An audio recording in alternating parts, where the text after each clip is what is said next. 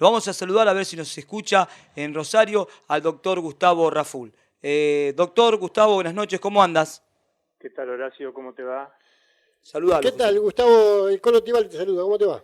Hola, ¿cómo te va? ¿Qué tal? Bien, bien, acá escuchando, tratando de entender un poquito esta pandemia y que nos cuente y que le cuente a la gente de Bombal cómo se vive en Rosario y qué es lo que se viene más adelante con el tema de la vacuna y todo eso. Bien, ante todo te pregunto, de cuando hablamos, creo que hace 3 meses, 4 atrás, Sí. bueno, la situación era difícil, era complicada, para tu panorama, para tu visión. Bueno, ¿cómo estamos hoy en día? Contanos un poquito eso para empezar esta charla, Gustavo. Bueno, hoy en día nos estamos volviendo a complicar porque en aquel momento estábamos muy complicados, después vino un momento donde hubo disminución significativa del número de casos, a tal punto que había bastante pocos comparado con los 1.500 que registramos alguna vez en Rosario y muchísimos más en la provincia. Y desde que se relajaron un poco las cosas, sobre todo el control de las personas, ¿no? En diciembre, con las fiestas, y ahora con las vacaciones, hay un aumento significativo de los casos, y yo pienso que en febrero vamos a estar nuevamente bastante complicados. Eso, mirá, de todos los que se fueron de vacaciones a la costa y a Córdoba, los chicos sobre todo vienen un porcentaje importante contagiados. Claro. Muchos, ¿eh? Bien, habíamos tenido podemos decir, una meseta, había bajado la curva por allá por el mes de noviembre, vos llevás la estadística, por supuesto, mejor que nosotros, veíamos de Rosario, veíamos a nivel país que había menos casos, pero bueno, ahora esa curva nuevamente está en ascenso y según tu visión vamos rumbo a febrero Complicado. complicados, donde la curva va a ascender porque la gente se reunió por las vacaciones, por lo que fueron las fiestas del 24, del 31, Gustavo, bueno, obviamente. Sí, sí, es así. En algún momento tuvimos una meseta, después hubo un franco descenso y poco a poco empezó a crecer. Creo que hoy o ayer se reportaron 500 casos en Rosario, 500 casos diagnosticados, ¿no? Uno Claro. supone que hay muchos más, pero bueno, siempre nos guiamos por los diagnosticados, ya sea por el hisopado o por nexo epidemiológico, porque si vos estás en contacto con alguien que es COVID positivo y tenés fiebre, dolor de garganta y pérdida del olfato, no hace falta que te hisopes, tenés Claro. COVID también. Entonces muchos de los diagnósticos hoy en día no son por PCR, por hisopado, sino que son por el nexo epidemiológico con síntomas. Y contacto directo. Contacto directo, el contacto estrecho que tanto se remarca, no Exacto. estar a menos de 2 metros, más de 15 minutos, sin protección ninguna de las 2 o 3 personas, los que estén ahí. Bien, Exacto. ¿cómo ves, podemos decir, los casos que hay aquí también en Bombal, ha habido en Carreras, bueno, de gente que ha tenido el COVID y se ha reinfectado? ¿Qué tenés para decirnos de eso, Gustavo? Mira, de las reinfecciones es un tema complejo, porque en la primera entrevista que ustedes me hicieron, yo hablé algo y les dije que al principio se hacía un hisopado de entrada, cuando vos tenías síntomas, si Claro. te daba positivo, te hacían uno cuando te dan el alta. Eso se dejó de hacer porque muchas personas, aún con el alta epidemiológica y sin contagiar, siguen teniendo partículas virales en la nasofaringe y el hisopado les da positivo. Pero eso no quiere decir que estén enfermos ni que contagien. Por eso se dejó de hacer el hisopado cuando te daban el alta. Estas personas, muchas, tienen hisopado positivo al mes, hisopado positivo a los 2 meses y están sanos. Claro. Pero si por ahí tienen vómito y diarrea o cualquier otro síntoma y te hisopan y te vuelve a dar positivo, algunos lo toman como reinfección, pero eso tranquilamente pueden ser portadores asintomáticos que no contagian, que ahora tienen, por ejemplo, una gastroenteritis. Claro. Concretamente, en el mundo, documentadas reinfecciones, hasta la semana pasada había 30. 30, ¿eh? En el mundo. Claro. O sea, muy poca, realmente es muy poca la probabilidad de que te reinfectes. Muy bien. Hay que considerar también que un número importante de personas, sobre todo los que tienen COVID leve, no generan anticuerpos. Probablemente esas son las personas que más tendencia tengan a la reinfección, porque como no tienen defensas para el coronavirus, Ah, podrían teóricamente infectarse, pero realmente son muy pocos los casos realmente documentados, o no, que uno no tiene dudas que se reinfectaron. Muy bien. ¿Cómo ves en sí? Nos contaban la otra vez cuando dialogamos con vos de la gente de Rosario. Vos que estás ahí en la ciudad, nosotros aquí en un pueblo, obviamente muy poca gente, pero en Rosario la gente, para tu entender, vemos por televisión que parece que no, pero algunos se cuidan, tal vez la gente más grande se cuida, tal vez los jóvenes andan por ahí. No está el tope horario, no sé qué opinión te merece a eso, pero también después aparecen las distintas fiestas clandestinas en distintos lugares. El encuentro se produce, aunque tal vez los funcionarios no quieran o la gente no quiera, pero ¿qué opinión te merece? ¿Cómo está hoy Rosario hoy en día, Gustavo? Mira, yo te dije en la oportunidad anterior que el promedio de edad de contagio de cuando hubo el pico en Rosario era entre 18 y 35 años. Es decir, que eran los jóvenes quienes se contagiaban porque no se cuidaban, se exponían más, pero que después contagiaban a los padres, a los familiares, a los abuelos y que después venían las consecuencias. En aquel momento, en Bombal, creo que no había ninguna persona que había fallecido por coronavirus. Cuando dialogamos con vos, es verdad, sí, sí. Y todos creemos que algo no existe hasta que nos ocurre y nos pasa cerca. claro, Entonces, hoy en día, cuando uno tiene un familiar o un conocido que ha fallecido, la apreciación de la realidad no es la misma, porque nos damos cuenta de que esto, vuelvo a decir, no es una gripecita, es una enfermedad mucho más compleja que ha matado más de 2 millones de personas en el mundo. claro, Y más de 40.000, no sé cuántos llevamos en Argentina, pero creo que entre 40 y Sí. 50.000 personas, claro. en menos de un año, ¿no? Sí, sí, sí. Por una enfermedad que se puede prevenir si la gente se cuida, porque no es tan difícil cuidarse. Claro, Es decir, yo veo muchas personas, por ejemplo, que usan mal el barbijo, ¿no? Que lo usan debajo de la nariz, claro, porque, o que directamente no lo usan, o que en la oficina, cuando comparten un ambiente común con otras personas, se lo sacan porque ninguno tiene síntomas. Y con que haya uno contagiado, se contagian todos. claro, O sea que cuando las autoridades apelan a las restricciones, la gente se enoja. Pero cuando apelan a la conciencia social, la gente no cumple. exactamente, Exactamente. Es decir, que somos todos responsables de esta catástrofe. exacto, La gente que no cumple es muy responsable porque contagia a lo mejor a otras personas vulnerables que se enferman y se enferman grave. Y nos puede pasar a todos tenemos un familiar mayor, alguien que tiene alguna enfermedad preexistente. Hay que, viste, la conciencia social pareciera que no funciona. Entonces en Argentina se confunde orden con represión. No claro, es lo mismo tener orden que reprimir. Y esto hace que muchas autoridades, por temor a que se los acuse de que están reprimiendo, no impongan orden cuando no se cumplen las normas. Y a mi juicio esto es muy grave porque en todos los países del mundo la gente no cumple. Si ustedes ven lo que pasa en Europa, lo que pasó con el relajamiento de las medidas de distanciamiento en las vacaciones, hoy tienen olas terribles de contagio, camas ocupadas y una altísima mortalidad. Pero es que no hay otra solución para este problema. O nos cuidamos o corremos el riesgo de enfermarnos, de contagiar a alguien querido o no querido, digamos, pero y que esa persona se enferme grave y por ahí se muera. Así que es muy difícil el manejo de la pandemia en general en el mundo porque pareciera que la sociedad no está dispuesta a aceptar las restricciones que este momento exige. Y ese es un problema adicional. exacto.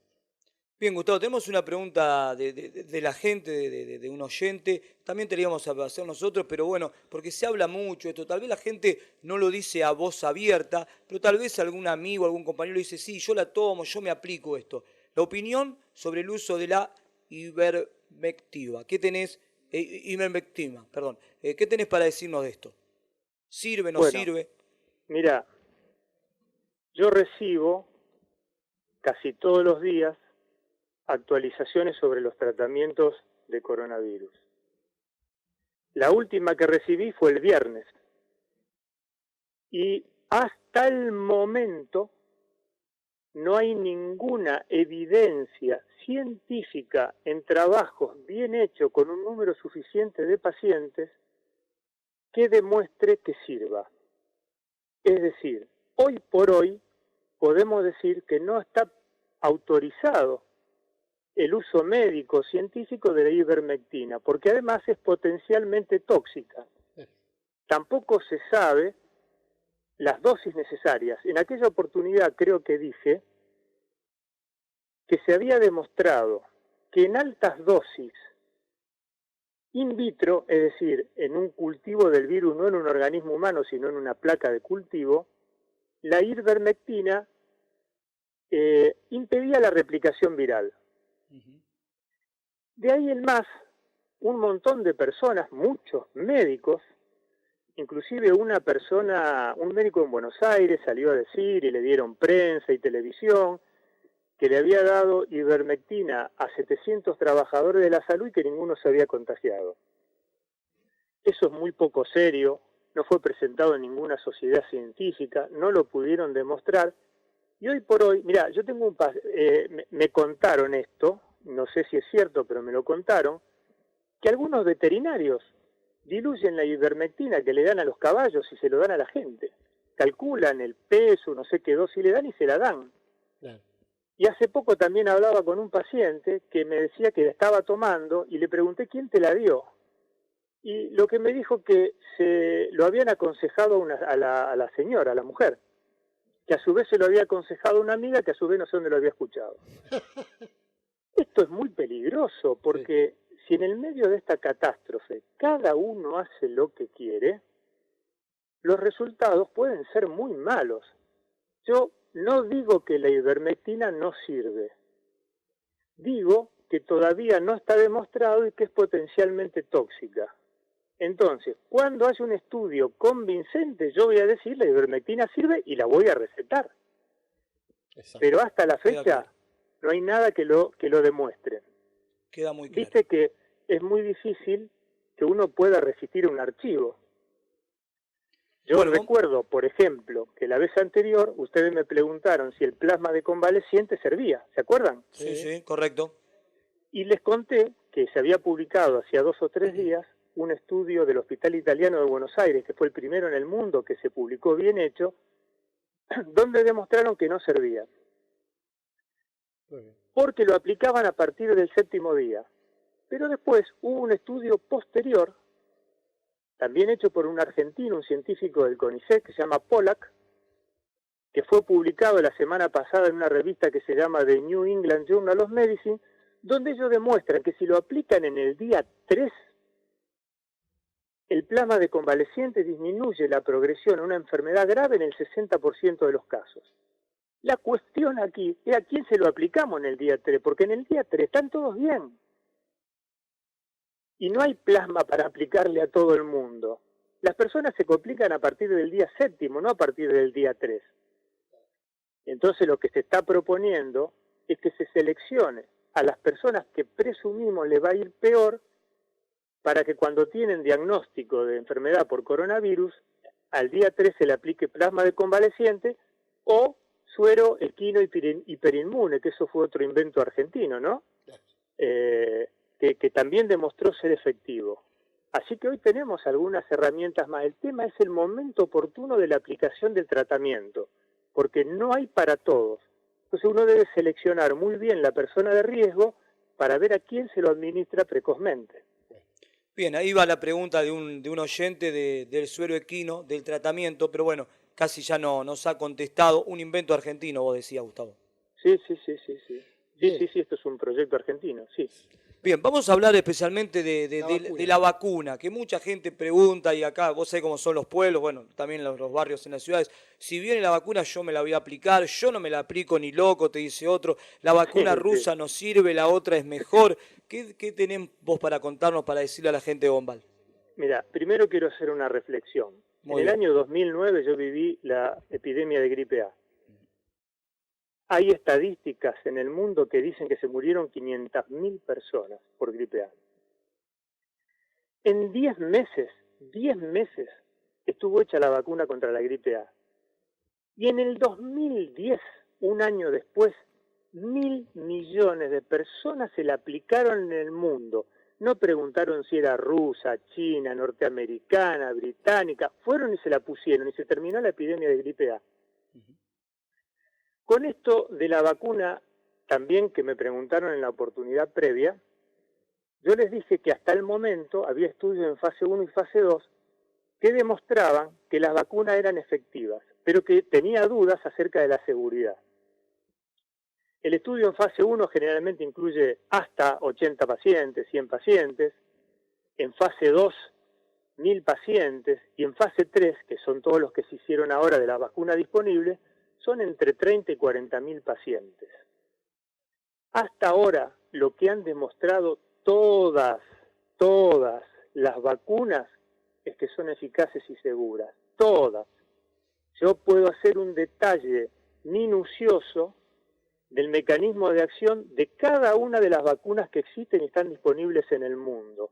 Porque hace 1 mes y medio que estudio vacunas de coronavirus. En concreto son todas buenas y efectivas. Hace 15 días vino una persona muy inteligente, una jueza jubilada, y me dijo, yo no me voy a poner la vacuna rusa. Bueno, digo, está bien, pero dígame por qué. Porque a mí no me gusta la cara de Putin. ¿Qué tiene que ver? Bueno, no, ¿sabés qué tiene que ver? Porque en esto de la epidemia se juegan un montón de cosas. En el mundo, lo que se está jugando es quién domina el mundo. Exacto. Totalmente. Entonces, Estados Unidos tiene 2 vacunas, que son la de Pfizer y la de Moderna. Rusia tiene la Sputnik.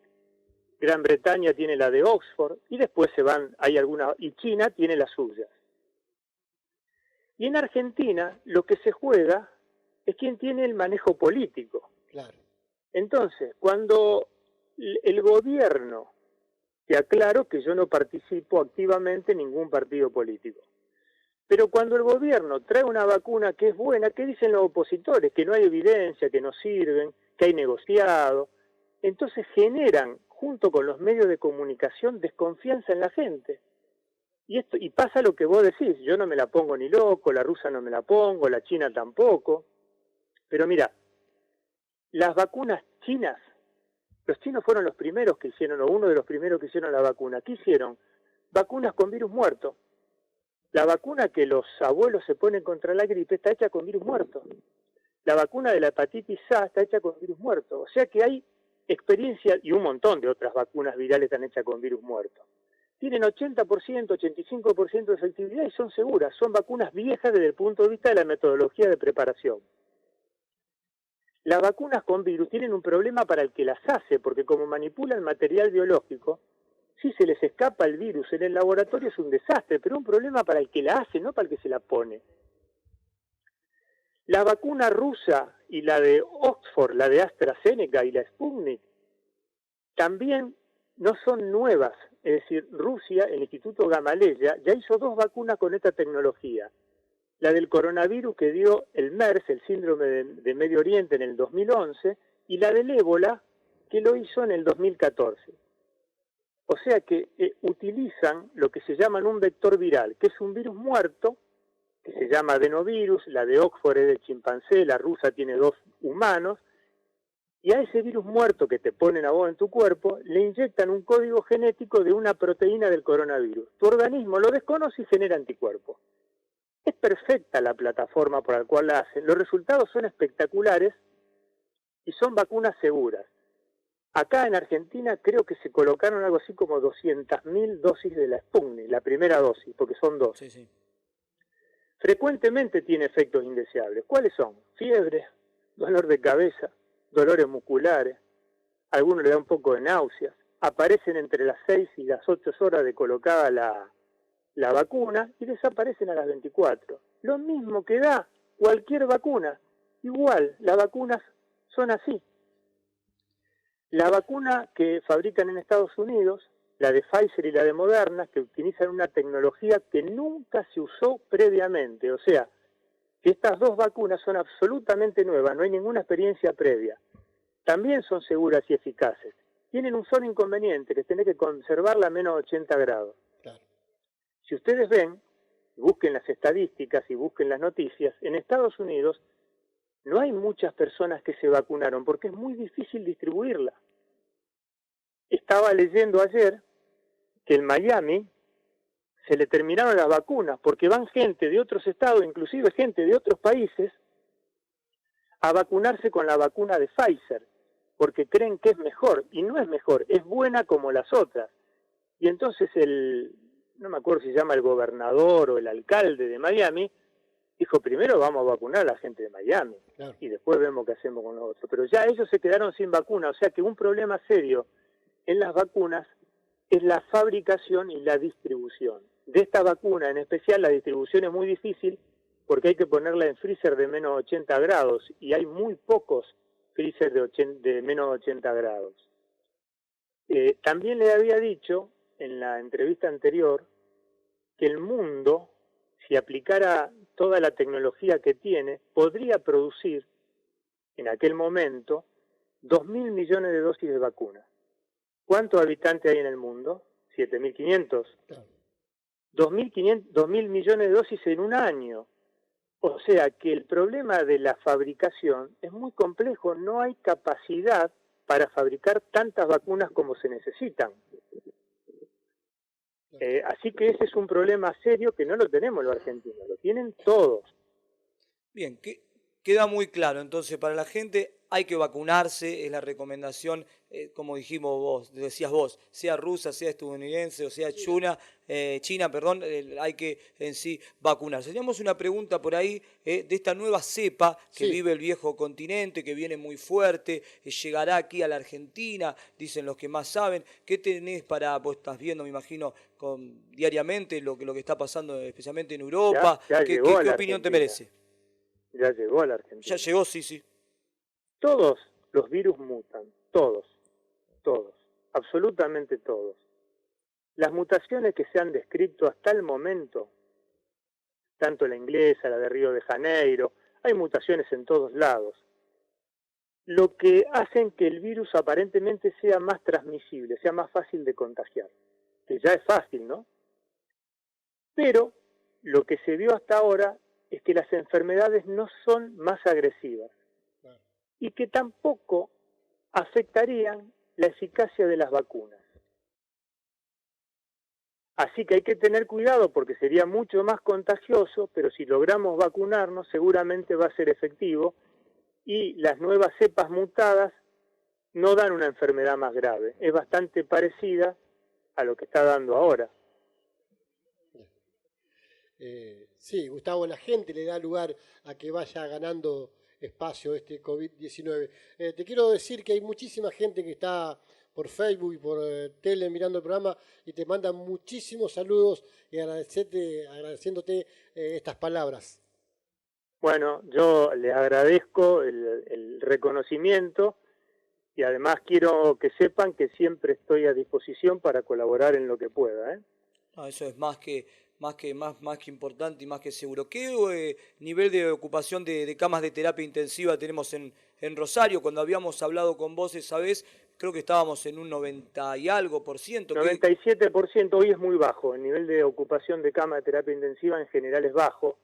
No sé exactamente hoy, pero era del 20, el 30%. Depende un poco también de los efectores, ¿no? De los lugares donde se atienden. Hay sitios, qué sé yo, por ejemplo, el Sanatorio Parque tiene un área exclusiva COVID, ellos tienen mucha ocupación, pero hay otros lugares que tienen muchos menos. Pero nada que ver con lo que fue en aquel momento, que quedaban 20 camas libres con respirador en Rosario. Era dramático. Era dramático. Ahora, ojo, que en un mes podemos estar igual. Sí, totalmente. Sí, ¿qué te parece la distribución, cómo se ha hecho? Creo que para la provincia de Santa Fe fueron 24.000 dosis. Bueno, hoy ha llegado nuevamente 300.000 vacunas, ha llegado nuevamente el avión desde Rusia, pero ¿te parece bien cómo se está haciendo la distribución? Primero, bueno, con la gente, digamos, los médicos profesionales, especialmente lo que son terapistas. ¿Qué opinión te merece eso? Mirá, yo creo que la distribución, de acuerdo a la cantidad que hay, está siendo justa. Por ejemplo, yo no me pude vacunar, estoy ansioso por vacunarme, pero primero están los médicos de terapia, claro, sin lugar a dudas, que son los que están al frente de los casos más graves. Muchos se han enfermado, algunos se han muerto, y recalco, nadie piensa en los médicos. ¿Vos te acordás cuando al principio a las 9 de la noche todo el mundo aplaudía? Sí. ¿Cuánto duró eso? Se olvidaron. Sí. Los primeros 20 días. Sí, y en realidad, todos los que trabajamos en salud somos los que sostenemos esta pandemia. Totalmente, sí, señor. Y nadie piensa en los médicos, los enfermeros, en los camilleros, en los familiares de los médicos, en los familiares de los enfermeros. Se han muerto médicos muy prestigiosos, gente muy buena que ha trabajado mucho en Rosario. Yo conozco varios que se murieron. Nadie les dedica un espacio para hablar de los que estamos sufriendo los médicos. Nadie, ni los medios de comunicación, ni las autoridades. Así que me parece sumamente justo que el personal más expuesto sea el primero que se vacune. Bien, una pregunta de la gente es una pregunta importante. Escuchá bien, Gustavo, porque es como un consejo, porque ocurre. ¿Qué le diría a las personas que ocultan información de COVID y tal vez algunos tomando ibuprofeno, si lo tienen leve, pasan desapercibidos, bueno, y terminan curándose en su casa, pero a las personas que ocultan información? ¿Se acuerdan que hablamos también que esta era una enfermedad estigmatizante? Exacto. Cuando vos decías que tenía COVID, te decían andate del edificio. A los médicos y enfermeros que vivían les dejaban carteles en los ascensores, en la puerta de la casa, señor, diciendo no te queremos acá. O sea que la gente que tiene coronavirus se siente discriminada. Y esta discriminación, por lo menos al principio, era real. Mirá, el que oculta información y se queda aislado, oculta información. Pero el que oculta información y sale a la calle es un delincuente y habría que tratarlo como delincuente. No quiero usar términos más severos, pero en realidad si una persona tiene síntomas y no se queda aislado, está haciendo algo que puede contagiar a otro y matarlo. Así que yo a las personas que ocultan y no se cuidan, creo que habría que denunciarlos y habría que enjuiciarlos y que le corresponda la sanción que les valga, digamos, ¿no? Pero por supuesto que está mal ocultarlo, pero si vos lo ocultás y te quedás en tu casa y al día número 10 te das el alta, digamos, pero ¿sabes qué pasa? Quiero decir algo. Las personas que se burlan de esto, las personas que minimizan el impacto de esta enfermedad, cuando se enferman piden clemencia. Sí, claro. Y piden que los ayuden. Y piden que los ayude a las mismas personas que le aconsejaron y le rogaron que no se exponga y él no dio pelota. Entonces esto forma parte de lo que hablamos antes, de la conciencia social. Y finalmente, yo no tengo dudas que de esta pandemia salimos peor como sociedad. Sin duda. Salimos más egoístas, más individualistas, me cuido yo, y qué me importa lo que te pase a vos, salvo mi pellejo. A mí me parece que esto, que era una oportunidad para que la sociedad crezca desde el punto de vista humano, en realidad nos hizo retroceder un montón. Comparto totalmente lo que decís. Bien, otra pregunta de la gente, ciudadano común, una persona, un tipo de 50 años, 45 años, para que la gente entienda, hablando así. Según la ministra de Salud de la provincia, da un plazo entre de acá a 6 meses, que podemos, por ejemplo, los santafesinos, estar todos vacunados. Vos la ves ahí, la proyección a su vez más larga. Hablaste bien antes de que es difícil producir tanta cantidad de vacunas, pero ¿qué opinión te mereces? Mira, uno de los errores que ha cometido el gobierno, uno de los tantos errores que ha cometido, es que prometió cosas que después no puede cumplir. Yo supongo que lo hizo de buena fe, que tenían esperanzas de cumplir y después no pudieron. Entonces, yo no sé si en 6 meses van a estar vacunadas las personas necesarias para que entre los contagiados y los vacunados se logre la famosa inmunidad de rebaño y los contagios desaparezcan. A mí me parece dificultoso, pero no por la Argentina, porque el mundo no tiene la suficiente cantidad de vacunas. Entonces, cuando yo escucho, van a venir 10 millones de dosis, digo, puta, ¿y de dónde la van a sacar? Porque esto no es una cuestión de plata. Las vacunas son baratas, porque la más cara vale $20, que es la de Pfizer. Pero para un Estado, vos multiplicás 10 millones por 20, no es un costo inaccesible para un Estado, son migajas para un Estado. El tema es la producción. Por ejemplo, nosotros vamos a producir, ya estamos produciendo la de Oxford, la de AstraZeneca. En marzo se van a producir un montón, pero tienen que ir a México para fraccionarse. Entonces, no sé si en 6 meses van a estar vacunadas la cantidad de gente suficiente. Por ahí sí, por ahí no. Lo que a mi juicio deberían hacer las autoridades, es decir, vamos a hacer todo lo posible para que la compra de vacunas sea transparente. Vamos a comprar todas las vacunas que sirven y son eficaces, que son todas. Y vamos a comprar todas las que podamos. Pero no digan cuánto, porque eso no están seguros de cuánto va. Entonces, cuando vos le decís a la gente que va a traer 10 millones de dosis y traes 5, la gente no te cree y no te hace caso. Cuando vos le decís a la gente que tenés que usar barbijo y te sacan una foto comiendo con un montón de personas sin barbijo y todo junto, ¿qué autoridad tiene? Digamos, en este caso el presidente, para pedirte que vos hagas algo que él no hace. Pero quiero rescatar que yo estoy a favor de lo que hizo este gobierno con la pandemia, pero también quiero criticar lo que hicieron mal. Está perfecto. Por ejemplo, ¿qué estuvo bueno en el manejo de la pandemia en Argentina? Ningún paciente que necesitó un respirador no lo tuvo. Ninguno. Estuvimos a punto de colapsarnos en Rosario, en Buenos Aires estuvieron mejor porque tienen más plata, pero nadie se quedó sin la asistencia que necesitaba. Nadie. Y eso no pasó en Estados Unidos, eso no pasó en España, eso no pasó en Chile, eso no pasó en Brasil, eso no pasó en Gran Bretaña, eso no pasó en un montón de países del mundo o del primer mundo porque los sistemas se vieron colapsados. En Argentina no. Y eso es un logro de esta gestión y hay que decirlo. Eso hay que decirlo, que gracias a lo que se hizo se murieron muchas personas pero recibieron asistencia. No es un dato menor, ¿eh?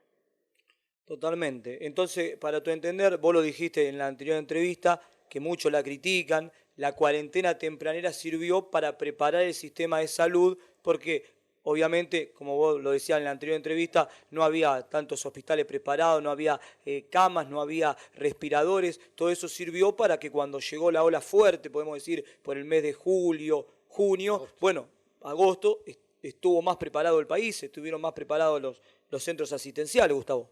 No hay ninguna duda de eso, Horacio, ninguna. Eso es así. Y el que lo discuta es porque es un burro o un malintencionado. No hay otro calificativo, eso es así. Gracias a lo que se hizo, no se colapsó el sistema. Vamos a ver cómo soporta porque dicen va a venir una segunda ola en la Argentina, si no terminó la primera. Yo no sé cómo calificar este rebrote en Rosario, si no terminó la primera. Lo calificamos de segunda, de rebrote, no sé qué nombre ponerle. Vamos a ver si el sistema nuevamente soporta. Ahora, hagámonos cargo, hagámonos cargo de las fiestas clandestinas, hagámonos cargo de lo que hicieron los chicos en la playa, porque esos chicos tienen padre también, Claro. Sí, y los señor. chicos además no son tan chicos, tienen responsabilidad. Y hagámonos cargo también como autoridad de no tener lo que hay que tener para hacer cumplir las restricciones. Porque acá en Rosario, antes de que ocurriera el casi colapso, digamos, la gente hacía cualquier cosa. Los bares de Pichincha estaban todos llenos, juntos, los chicos, sin barbijo. Pasaban las autoridades municipales y no decían nada, pasaba la policía y no decía nada. A ver, somos todos responsables de esto, ¿eh? Sí. Totalmente. Bueno, Gustavo, la última, porque tenemos que seguir con muchos premios, Bueno, muchos regalos en el desarrollo de este programa. Bueno, ante todo te molestamos un sábado por la noche, que tal vez donde uno quiere estar más tranquilo y en familia. Acá dice el último consejo para la gente, y lo decías vos recién, y especialmente para los jóvenes, ¿eh? El último consejo, tus últimas apreciaciones. que sean solidarios, Exacto. que sean solidarios, porque hoy se murió un chico de 26 años en Rosario, pero la mayoría no les pasa nada. Ahora, la función de los adultos es hacerle entender a los chicos que tienen que ser solidarios con los mayores. Si esta no es una sociedad solidaria, no tiene rumbo. Ah. Entonces, la mayoría de la gente podría hacer muchísimas cosas con los cuidados necesarios. El tema es que hacen muchísimas cosas sin los cuidados necesarios. Entonces, lo que yo le pido a los jóvenes es que sean solidarios con los adultos, porque los adultos o son padres, o son tíos, o son abuelos de ellos, ¿viste? Bueno, Gustavo, muy amplio, como siempre, muy explícito. Nuevamente, un sábado por la noche va nuestro programa en vivo, pero te agradecemos y bueno, por vía Facebook y llamado telefónico, de corazón, todo el pueblo de Bombal te agradece. Mañana se comenta, vos sabés cómo son los pueblos en cada esquina, en cada rincón, bueno, de lo que vos dijiste y de tus palabras pasó con la repercusión que tuvo la entrevista que hicimos allá 4 meses atrás, creo. Así que gracias, buenas noches. Bueno, y en cualquier momento volvemos a tomar contacto con vos, ojalá para hablar de un poco mejor, de que estemos ya más vacunados, que todo ande un poquito mejor, ¿eh? Pero más que todo, abrazo grande de corazón, ¿eh? Bueno, otro abrazo para ustedes y muchas gracias, ¿eh? Un placer. Chao, Gustavo. Hasta luego. Chao. Muy bien, el doctor Gustavo Raful.